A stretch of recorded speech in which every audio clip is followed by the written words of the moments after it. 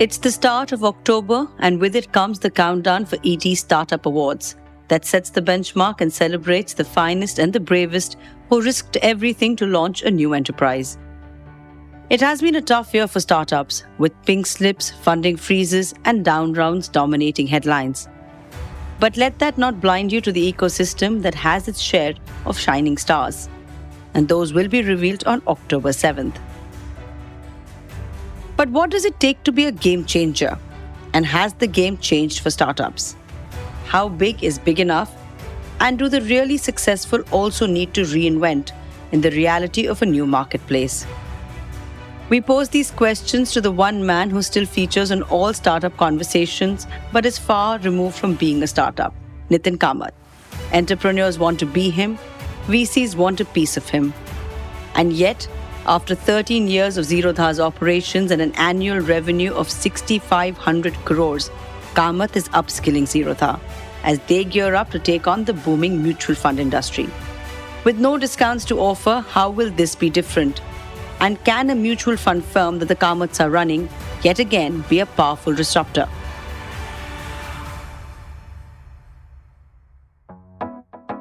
It's Tuesday, October 3rd, and we kickstart the month with Nithin Kamath here on The Morning Brief.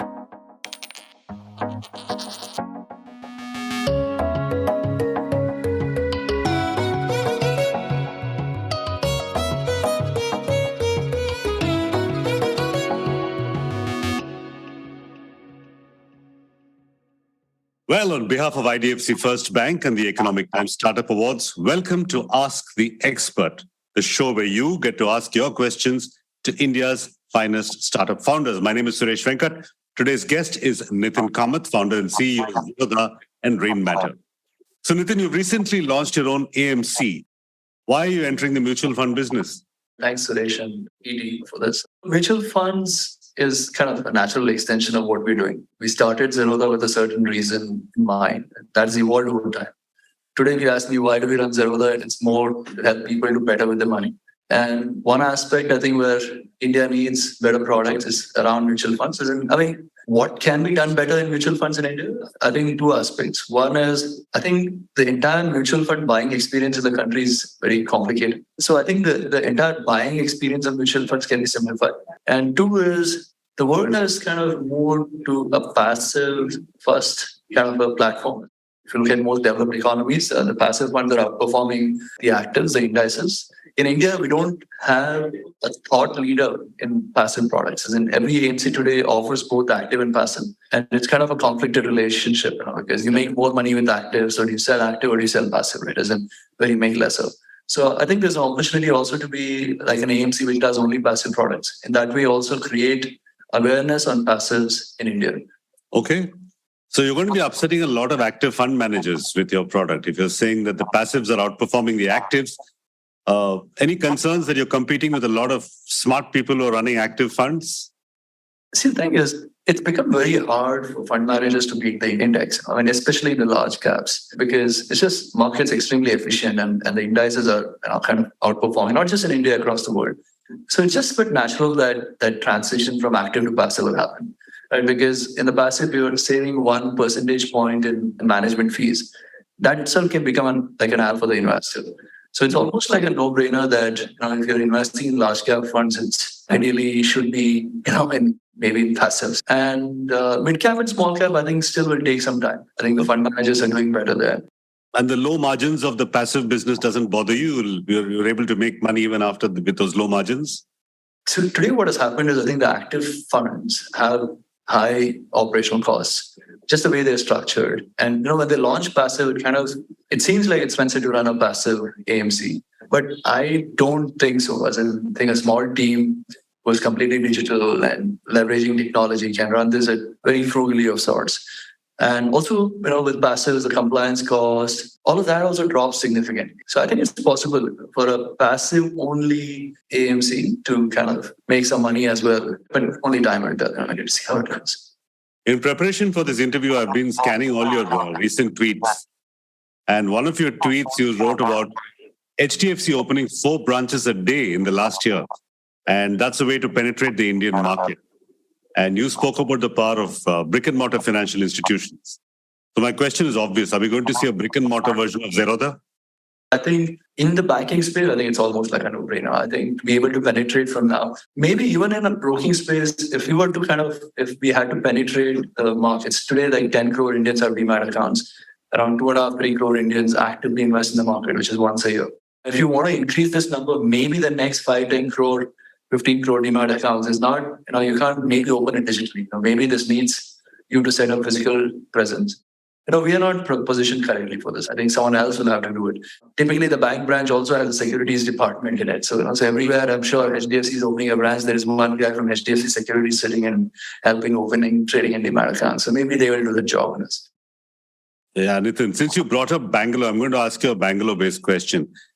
For those of you not from Bangalore, Rameshwaram Cafe is a tiny cafe in Bangalore, estimated to be about 15 feet by 15 feet, about 220 square feet per outlet, and they have multiple outlets in the city. But that's not what their secret sauce is. Every Rameshwaram Cafe is full all the time with a waiting line of 20 people outside. Now, Nithin, my question to you is this. Rameshwaram Cafe serves pretty much the same food as every other darshini in Bangalore. Idli, dosa, the standard things that, in your view, what makes Rameshwaram Cafe so popular? I think they're very consistent in the quality of product. I think a lot of restaurants, as I said, are more shop. The consistency kind of goes away. 2, I think they've used technology to make the experience better. Like, even if it's a long, you kind of get through the queue fast. The selection of dishes and all of that, So I think they've done a decent job there. And at 3, I think it's just building the brand power, right? As in, like a lot of time people ask me, so we are the only broker in the country who charges an account opening fees. Like every broker gives goodies, like a free t-shirt or something if you open an account. We actually charge 200 rupees for an account opening fee. And I think in my head, it's a brand building exercise. Because especially in our business where, it's about trust and about keeping their hard-earned savings and securities with us. Collecting that account opening fees, in a way, also creates this is an important brand. And, it sends a seriousness right in the start. Because, this is real money, right? We don't want people to not be serious when using our platform. So in a way, collecting that money upfront also helps set the expectations that, you're doing something serious, you shouldn't be taking it easy types. But yeah, Rameshwaram has done a phenomenal job. It's a very surprising business that's an extraordinary success. And if you go by the numbers, they're making 4.5 crores a day per outlet with a 70% gross margin. Now, those are impressive numbers. Nithin, do you ever see yourself investing in a business like that, a food business? So Rain Matter, the initiative we started to help Indians do better with money. And we said, we can't do it ourselves. We need to partner, collaborate. So we started investing in startups. That has extended into health and climate. We've invested in the Whole Truth, which makes amazing protein bars. So yes, we're investing, but not really a restaurant. I mean, Nikhil manages like a family office of sorts in the sense, where we have invested through that. Something I don't really associate much about. I'm going to take audience questions. Now, Rachna asks, what's the best way to reach a VC? There are no responses from VCs. They're mailing them, early stage company. They want to get a meeting with a VC. So let's take Rain Matter. If somebody were to get a meeting with Nikhil or one of the representatives of Rain Matter, how should they go about it? Any member of the audience? So I think firstly, it's about figuring out which VC is interested in what. And because not every VC is investing into everything. And 2 is, every day I probably receive 10 to 15 pitch deck. Yeah, I imagine. So it means I probably give it 15 seconds, right? I'm not really opening every deck and going through every slide. It's impossible, right? I forward it to our team. But before I forward it to the team, I'll probably give it 15 to 30 seconds. So the idea has to be, how do you capture attention in those 15, 30 seconds? Do you want to be telling your background, like my education, my this thing? Or do you want to actually get to the problem statement, right? I think a lot of entrepreneurs want to first build up a story, but you need to understand that the person on the other side maybe doesn't have the bandwidth to read all of that. And maybe it should always, your email, including the subject line, should probably be just that one problem statement that you're going after. And I think the best odds of someone being interested is if they can kind of quickly relate to that statement and what you're trying to solve for, right? And 3, I think it's hard work. And I don't think every person should take money from every VC. It's like marrying someone, like marry the first person who responds, right? I've seen a lot of founders actually, go to all these networking events, make friends in the ecosystem, figure out who's the right kind of VC to take money for. Because some VCs are good in e-commerce, some VCs are good in fintech. You need to be able to take money from the right kind of people, because then it's just not money. You also get a lot of synergies that come along with that relationship. Yeah, so you need to do some of that as well. Over time, if that relationship leads to an investment, it leads to an investment, right? As in, otherwise, what happens, it becomes very transactional. Like you say, you know what, blah, blah, blah, I need this much money, right? As in, in life, it doesn't work. Show me the money. Yeah. So in life, you need to first build the relationship and then ask for the money. But it isn't easy, especially in a time like now where VC money is dry. It isn't easy to get an answer from a VC very easily. Another question from an audience member, Rupam Patel asks, do you think traditional broking houses can compete with discount brokers? Zerodha has been around for a while, Nithin. And the traditional securities companies haven't managed to compete with you. Why do you think that is? Well, I think this discount broking itself I don't think is a misnomer today, because everyone is at low cost. So there is no more discount broker. Because everybody's a discount broker. So I think what differentiates brokers today is really the products, initiative, and the brand, right? So whoever has built a better of these three things, I think it'll win the races. And this is something that we keep talking in the office all the time, that there is no status quo in today's world, right? And everyone's going to get disrupted unless you're adapting and evolving quickly. Mm-hmm. I think the thing that we focus most on is how do we continue remaining nimble? The big problem for most companies is that as you get larger, you stop behaving like a startup, right? I think, a startup is really a person who can adapt quickly. So even though we are 13 years old now and we are quite large, in our head, we still think we're a startup because I could, someone could suggest me something right now. I could take it up as an idea and I could have the product up in no time at all. And that, agile way of thinking is really, I think, what differentiates businesses like, what Rupert Murdoch has said, which is that I think today's world is about beating the slow and not the big beating the small, right? It really comes down to that. So can traditional brokers catch up to us? Of course they can, but I think they will have to rebuild the product. And the problem with a lot of older firms, which are legacy technical debts of sorts, is that usually, when there's a problem, the people who are heading the business, their incentives are to patchwork versus rebuild. Vinayak Agarwal asks, Nithin, your thoughts on buy now, pay later format for stocks and the risks associated with that product? I think the issue with this BNPL or MTF, etc., is that it introduces leverage to people who don't maybe understand how to use leverage. Leverage is it's like WMD, it hurts most people. And it should be used sparingly and only by those who are experienced in using it. And this is why, while this can potentially add a lot of revenue to our business, we have stayed away from it. Today, we have competitive pressure to launch it. But even if we were to launch it, we'll probably keep it as a hidden feature and not try to, kind of trigger people into borrowing. Because usually when a person comes to our platform and decides to buy a stock, he's already enabled by greed. And we don't want to kind of push him, to be more greedy of sorts. And so it's one of those philosophical kind of things for us. Yeah, that's an important point. It's not about just business. There's a philosophical element to your business as well. Another philosophical element, Nithin, may be people who trade in F&O without fully understanding how F&O works. And I keep reading reports that 9 out of 10 F&O traders on the net lose money, right? Is this a social problem? Is this something that's building up into personal debt and is going to spill over into a social crisis if this many people are losing that much money? So the thing is, firstly, I'll tell you the size of the market. Because if you read headlines, it seems it's much larger. So there are only 40-45 lakh Indians who traded F&O. So it's not like 20 crore or 25 crore who use gaming platforms. So it's not like comparatively the number. Yeah, much smaller.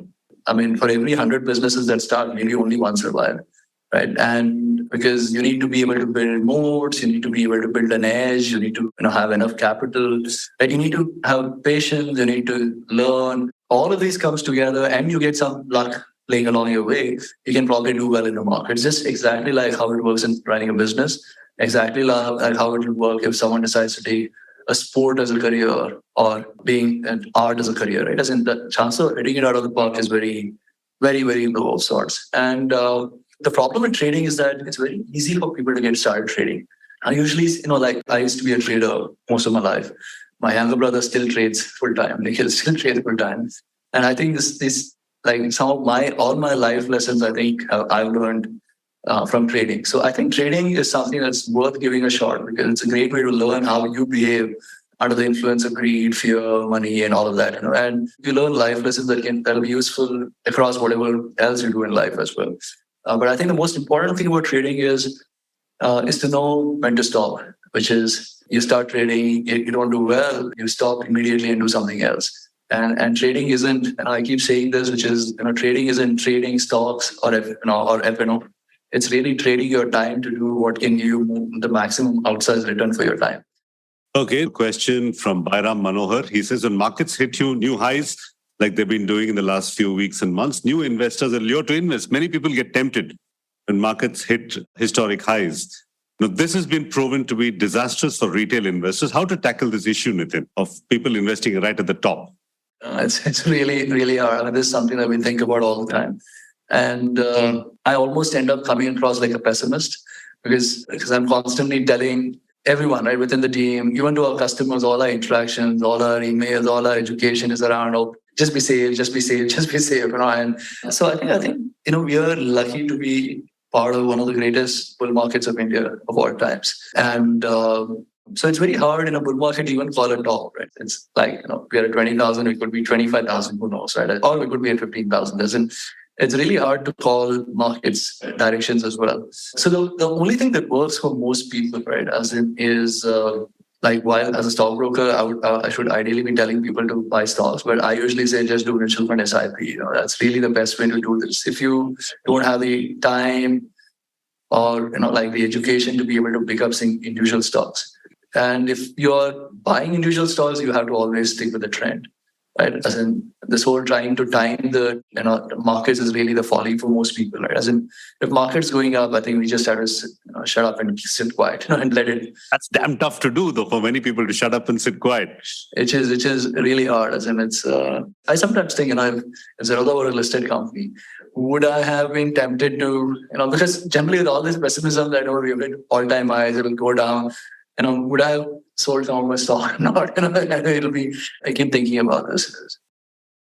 Okay. Next question comes from our viewer, Ubaidul Haq, who says, quite a simple question, Nithin, but actually it has profound implications. What exactly is a scalable business model across any sector? I think scalable is really where your business revenues can go up without your costs going up, catching up along with it. So just at Zerodha, for example, we've gone from 1 million customers, 10 lakh customers to 1.3 crore customers. The team size remaining at 1,100. As in, you have net not added, while the business has grown 10x, 11x. And I think that's a scalable business, right? As in, where you can actually, your business can grow while your cost, doesn't grow as much. So, Nithin, obviously some businesses can't do that. I mean, food delivery comes to mind, airlines come to mind. You can't scale without buying more resources and hiring more people. So in those kind of businesses, what does scalability mean?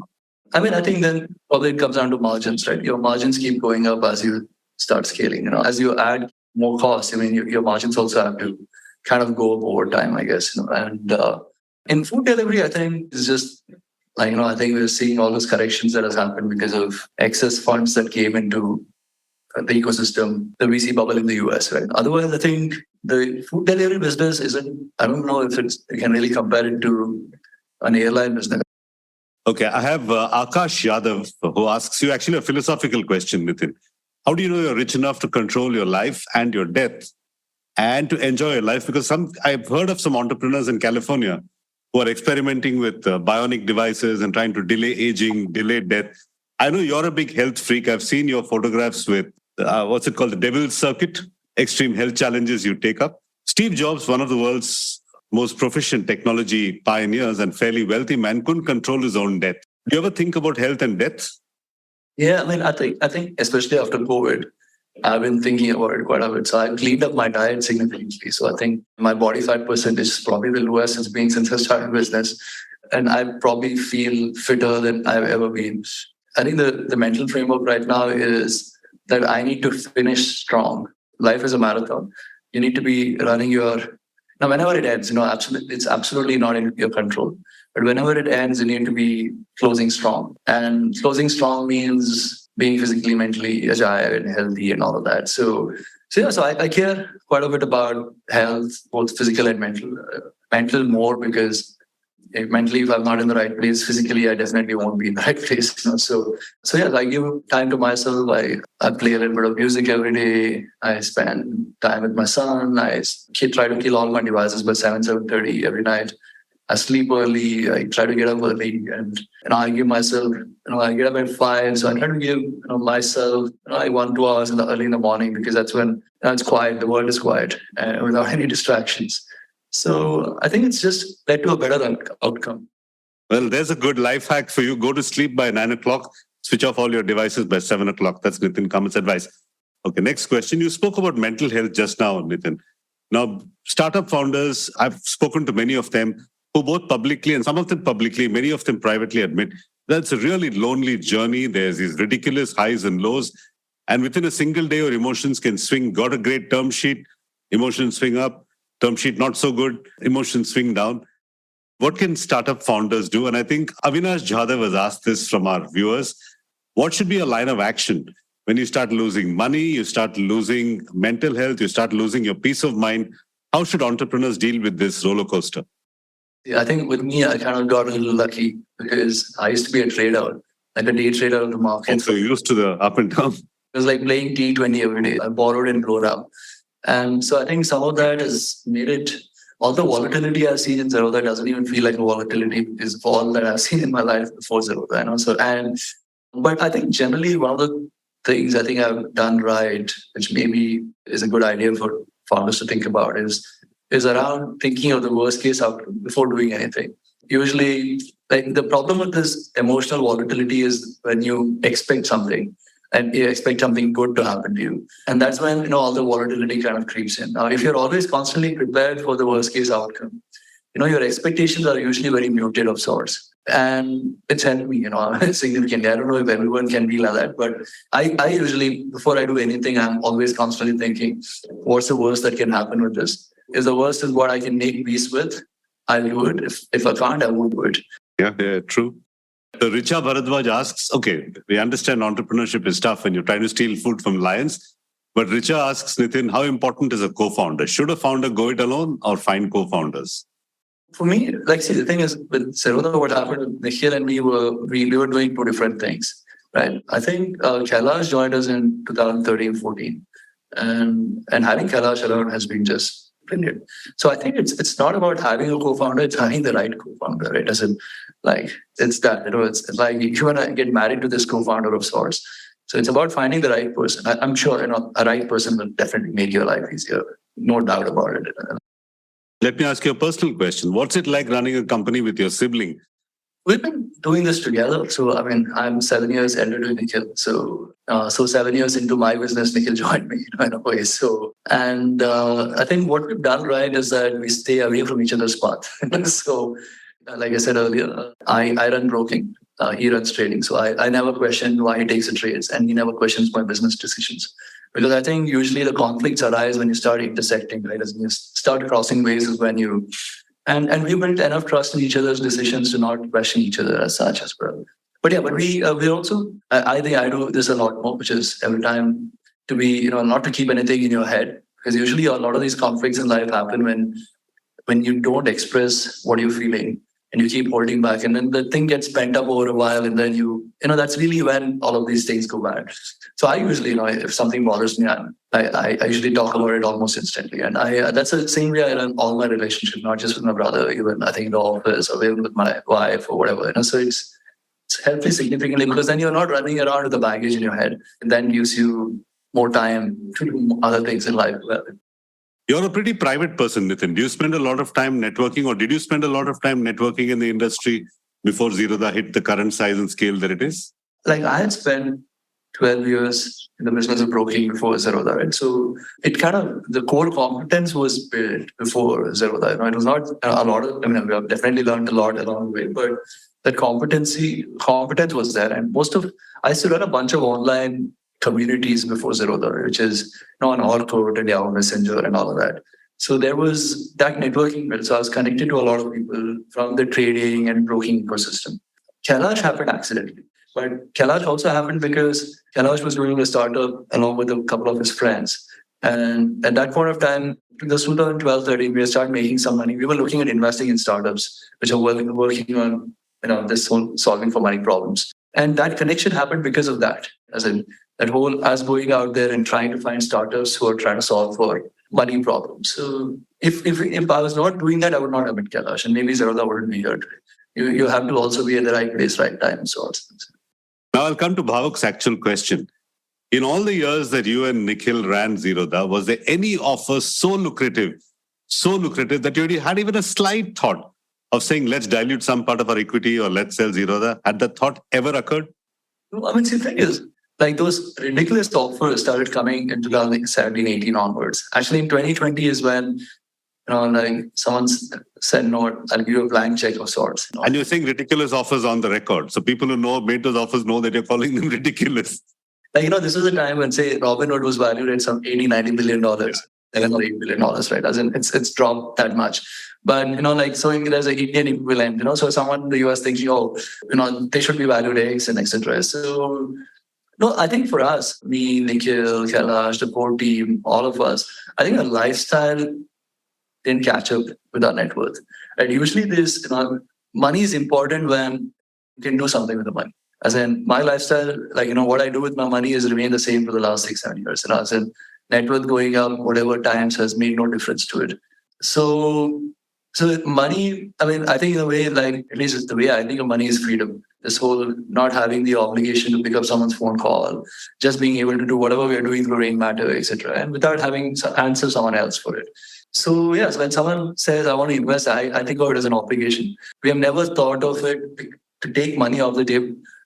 But in 2017-18, we had a few days when we had tech issues and etc. Because this was the first time we scaled as a business, and some of the underlying infra was not ready for the scale that we were at. And what happens is, in a business, when you care too much, you end up loving the customer. And then when some customers say bad things, it starts affecting you. So it was, I think 2018 was when I was probably pushed to the edge a couple of times, not to make money. It's like saying, dude, maybe we should do something else in life. And it's just, we've done this well, maybe we should just exit income. Like thoughts like that, which didn't last for more than a day. But, you usually get pushed to the edge and you're like, dude, what am I doing in your life? So and stuff like that. That has happened once or twice, but it has never been because someone has offered the next amount of money. All right. That brings us to the end of this episode of the ET Startup Award, Ask the Expert. Nithin Kamath, thank you for being candid. Thank you for answering all our viewers' questions. And we will be hopefully seeing you at the awards itself. That's in about 4 weeks from now. Thank you very much. Members of the audience, thank you very much, and we wish you all the best.